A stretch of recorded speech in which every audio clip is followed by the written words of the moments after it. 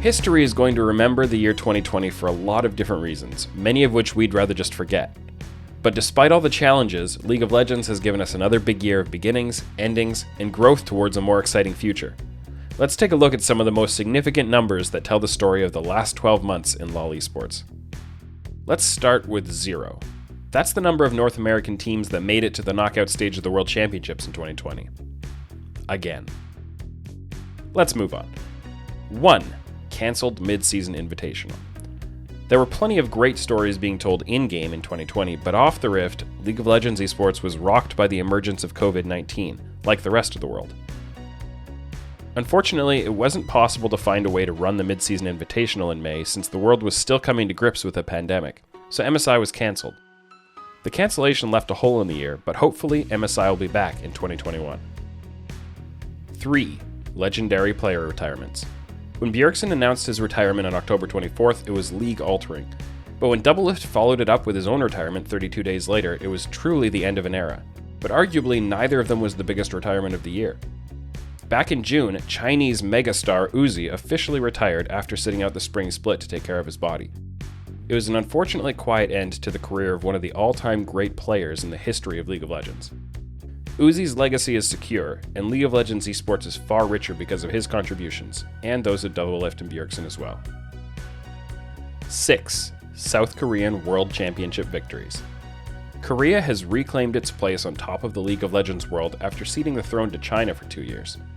The LPL seemed poised to continue its run of Worlds wins, sending Top Esports and JD Gaming to lead its contingent, but Damwon Gaming showed within a few days that they were the real frontrunners, and they never faltered en route to defeating China's 3rd seed, Suning, in the finals.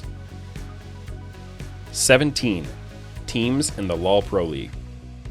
The LPL was founded in China in 2013 with 8 teams, but quickly expanded to 12 for the 2015 season, then 14 teams in 2018, 16 in 2019, and 17 in 2020. If it wasn't for COVID-19, we may have seen another team entering the league for 2021. But instead, we're getting some ownership changes and rebrands, like the PCS's J team selling their spot in that league and buying into the LPL. The league's eventual goal is to have 20 teams, and with the audience sizes and viewership numbers the league generates and the size of the Chinese player base, it's only a matter of time before that happens. 22. Teams in the World Championships bubble. Despite COVID cancelling MSI, the World Championships were able to continue with some careful planning around quarantine times and a restricted bubble arrangement that had 22 teams from around the world living and competing from a closely monitored and restricted area. Unfortunately, GAM Esports and Team Flash from Vietnam weren't able to attend due to Vietnamese COVID regulations, reducing the world's team roster from 24 to 22. But Riot Games was still able to put on a great show in China under very difficult circumstances, featuring incredible mixed reality visual technology that gave us some great fan experiences and memorable moments. 719 Days of the G2 Esports Dynasty. The 5-man roster of Wunder, Yankos, Caps, Perks, and Mickey X were together for 2 incredible years, winning all 4 LEC splits they competed in, earning an MSI trophy, and reaching the World Championship finals and semifinals once each.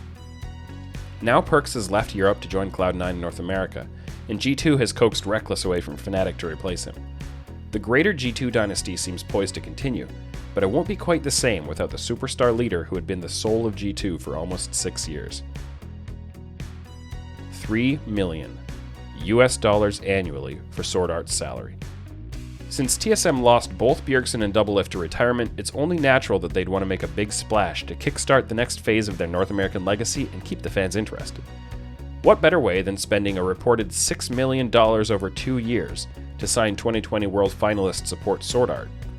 That's the highest salary we've heard about in the history of Pro LoL so far.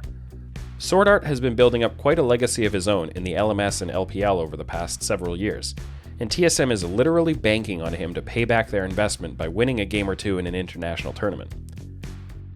46 million. Peak concurrent viewers during the World Championship Finals.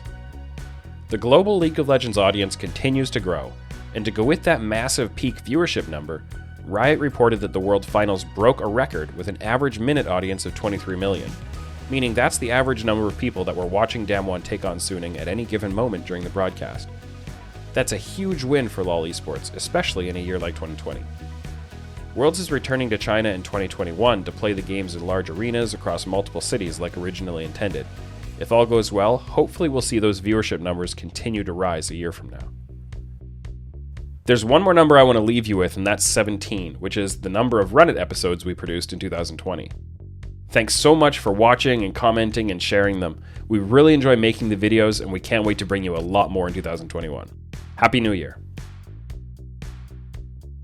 Wasn't that just a great piece of content? Didn't you just look at that video and say to yourself, wow, I'm so glad that I'm subscribed to this channel. What? You're not subscribed yet? Oh, maybe you are. But if you are, maybe you can hit the bell. If you aren't, maybe you could subscribe, because I'm trying to... For a while, I stalled out. I was not getting any subscribers. And then I am now.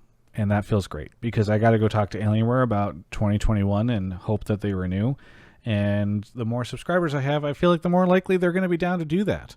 By the way, they're not going to renew unless I tell you about the fact that there's a link in the video description below.